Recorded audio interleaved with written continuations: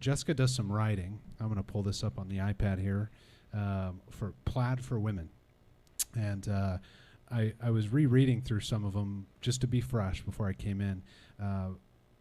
Managing overwhelm is at the top. And when I repost some of this to Facebook, I'll share your link so that people can go and enjoy your writing the way that I was enjoying this here. But one that caught my eye right away, all right, was Home for the Holidays.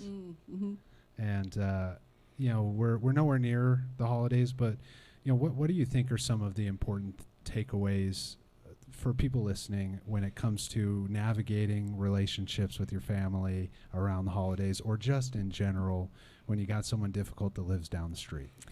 Yeah, family, gotta love them, right?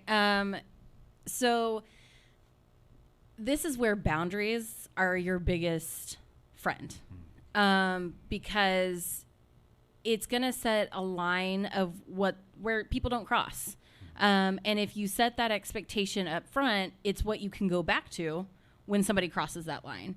And then the hardest part for most people, especially family, is then what is the consequence for that boundary once it's been crossed too many times?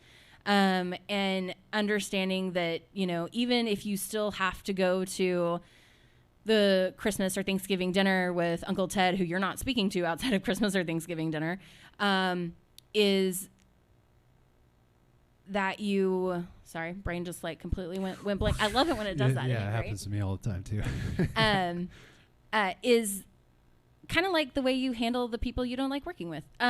You're nice, you're courteous, but you don't let them go where you don't want them to be. And I actually have a client I'm working with who she was telling sharing a story. And so it's become my new phrase, but it's all like, not today. Yeah. Just not today, not today, Ted. We're not doing that today. Yeah. It's the simple stuff that are the effective boundaries that I always remind people when they come in. It's like, you're the expert of your life, and we're here to help you shine the light on it so that you can see it. And when you do see it, you'll see the simplicity of what needs to be said, and then you go practice it, and you're going to mess it up. Oh, 100%. Right? But I really liked, the concept of natural consequences. And this is really important in boundaries too, guys, is, when you've stated, this is how I'm going to behave, that's the best way for someone to understand you mean business, right? Because, this line here on the table, if you were just to say like, hey, I've set a line here on the table, I don't know where that line is until you've told me I'm only going up to that line. And if I cross over that, I'm just not going to do it, right? And so now I start to see what you're willing to do, what you're not willing to do. And I can either adhere to it or not. And that's the beauty, is if I don't, you've already told me what's going to happen. Exactly. You're peacing out. Yes. And I think sometimes we get into women especially, and I'll talk on the women's perspective. I'll let you talk on the male's perspective, but we often believe that everybody can mind read. You know what I'm thinking, right?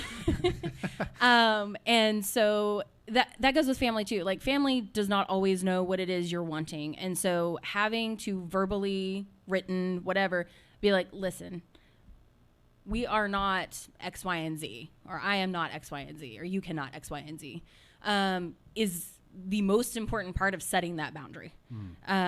Because if, just like kids, when you set the expectation, they will rise. Same with your family. Set the expectation. See if they'll rise to the expectation. And then when they don't, again, that's where those consequences come in, is like, well, if you do this, then this is going to happen. Yeah, sufficient challenge, right? And, with kids, they always say the sufficient challenge is age appropriate, all right? And with adults, it's, we don't really have to worry so much anymore about it being age appropriate as much as it being just appropriate. Yes. Yeah, like, it's not vindictive. If anything, sometimes it can be confrontational, but out of compassion. Yeah, it was like confrontation doesn't have to be a bad thing. Yeah, sometimes it can be necessary. And, working with alcoholics, I'm sure you and the family members of alcoholics, a lot of times confrontation and boundaries is necessary because it's going to be tested or pushed. And the person I'm working with is allowing that because they get something out of it too, because then they get to act out. That's a whole nother can of worms. Yes, it is. Yeah. Is there anything else you'd add on the Home for the Holidays that, I know I didn't ask you nearly everything that was in here, but that you like about that, or just kind of what prompted you to do that post? Yeah, so it was one of the first posts I did. I think it was a submission in November. And, I was kind of asking people, like, when you think about the holidays, what is the thing that stresses you out the most? And they're like, oh my God, going to deal with family. And I kind of reflected on like what my own experience has been with family, and it changes too, right? So when you're in your 20s, dealing with your family is very different kinds of boundaries as to when you're in your 30s, or when you have kids, or when you're older, or, if you're in the LGBT community, like we all have very different things that we're dealing with. And I know, like, for my family, having kids, being somebody in the child abuse prevention world, we don't hit, we don't spank. And I come from the South, Southern Baptist family, boomers, like, spanking is expected. And so having that conversation of, acting out, we're going to set consequences, but we don't spank. And, if I'm not going to be open to that as a suggestion, nor am I going to allow you to do it. Yeah. Yeah, I hammer home with my clients the difference between punishment and discipline. Right, yeah. Discipline, the definition of it is learning a new, a new idea, a new skill, right? So there are consequences, and without those consequences, you're not going to learn that new skill. I mean, we're therapists. We know it's like there were a lot of consequences and sacrifices and risks like any other profession, but without those, we wouldn't be working at the level that we're working with clients who come to see us every day. Right. Yeah. Now, it's sideways. I swear this iPad is so old I can't get it to flip anymore. But gosh, you've got like 4 or 5 here, just the ones I'm looking at, and I want to ask you about all of them, but I want to be cognizant of the time because they were great. Finding a play mindset. Let's go with that one. Yes. Yeah, because the other ones they're serious ones, and they have really great nuggets, and we're going to share so you guys can read. But this one, I'm a goofy guy. I'm a silly goose. When I saw this one, I was like, I gotta read this one. So tell us about your post on the play mindset, and just give us a tidbit of what goes on in that post. Yeah, and I don't quite remember what the prompt was, but I'm a play therapist. I work with kids, plays, all that we do.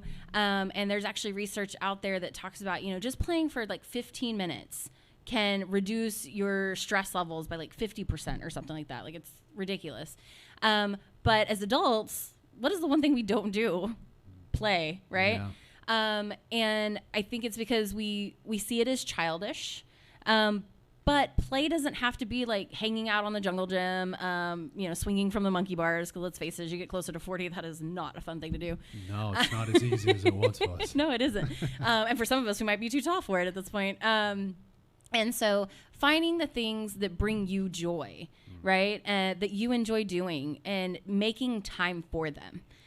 Because we often push these things off because we see them as not important, or, not productive.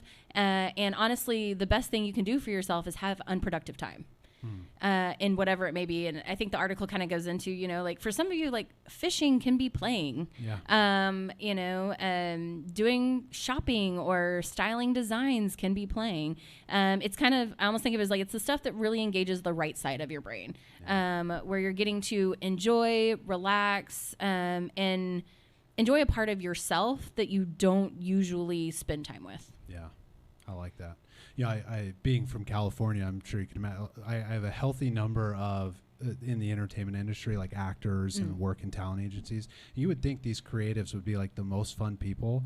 I swear, I have to remind them, like, hey, do something fun for yourself this week. Find a hobby, something you don't have to be good at. That's, I think, the big challenge. You don't have to be good at it. No. A lot of people want to be good at the things they're going and engaging in their hobbies and play and stuff, and it's like, just go make a mess. Go be good at being bad at something. Like,